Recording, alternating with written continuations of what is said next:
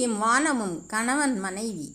இவர்களுக்கு 6 என்கின்ற மகளும் மலைவளம் என்கின்ற மகனும் இருந்தனர். தமிழகம் முழுவதும் இவர்களது வீடு. இந்த வீடு முழுவதும் ஓடி ஆடி விளையாடி அங்குள்ள மக்களை மகிழ்ச்சியாக வாழ வைத்தனர். இப்படியே இவர்களது வாழ்க்கை ஓடிக்கொண்டிருந்தது. சில வருடங்கள் கழித்து ஒரு கொள்ளை கூட்டம் எங்கிருந்தோ தமிழகத்திற்கு வந்தது. இந்த கொள்ளை கூட்டத்திற்கு கொழுகொழுவென்று இருந்த ஆறும் கனிம வளங்களும் கண்ணை உறுத்தின. இந்த கொள்ளையர்களுக்கு இந்த ஆற்றையும் கனிமத்தையும் விற்றால் நாம் நல்ல பணம் சம்பாதிக்கலாம் என்று தோன்றியது. அந்த கொள்ளை கூட்டம் ஆற்றை கொஞ்சம் கொஞ்சமாக விற்க ஆரம்பித்தார்கள். ஆற்றின் மணல், நீர் என்று ஒவ்வொரு உறுப்பாக கொள்ளையடித்தனர். ஆற்றின் நிலை இப்படி என்றால் மலைமகனின் நிலையோ இதைவிட பரிதாபமாக இருந்தது. அவனை பாறைகள் வெடி வைத்து தகர்த்தனர். மலைகள் அம்மா அம்மா என்று கதறி தன் தாயை கூப்பிட்டான்.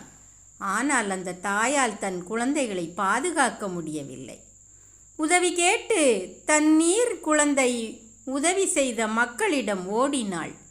ஆனால் நன்றி மறந்த மக்களோ இந்த கனிமவள கொள்ளையையும் ஆற்று மணல் விற்பனையையும் கண்டுகொள்ளவில்லை. இயற்கை தாய் கத்தினாள், கதறினாள், உதவி கேட்டு மக்களிடம் ஓடினாள். ஆனால் மக்களோ இவர்களின் கூக்குரலை கேட்கவில்லை. இயற்கையும் வானமும் செய்வதறியாது திகைத்து அழுது புலம்பினார்கள். இருவரது கண்முன்னும் ஆற்று மண் அம்மா காப்பாற்று, அம்மா காப்பாற்று என்று கதறிய கூக்குரலும் மலைமகனை வெடி வைத்து தகர்த்ததும் நினைவுக்கு வந்து போனது.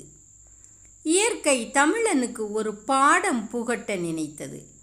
உறவினரான மழையிடம் உதவி கேட்டான். மழையும் உதவுவதாக கூறியது. ஒரு நாள் திட்டமிட்டபடி சாயங்காலம் மழை தனது வேலையை துவங்கினாள்.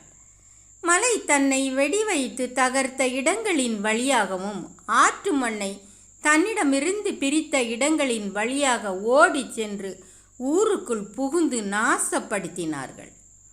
சிவனின் ருத்ரதாண்டவம் போல் ஆடி கடைசியில் குழந்தை பெற்ற தாய் குழந்தை பிறந்தவுடன் அமைதியானது போல் அமைதியாக ஆகிப்போனாள் அந்த இயற்கை அன்னை.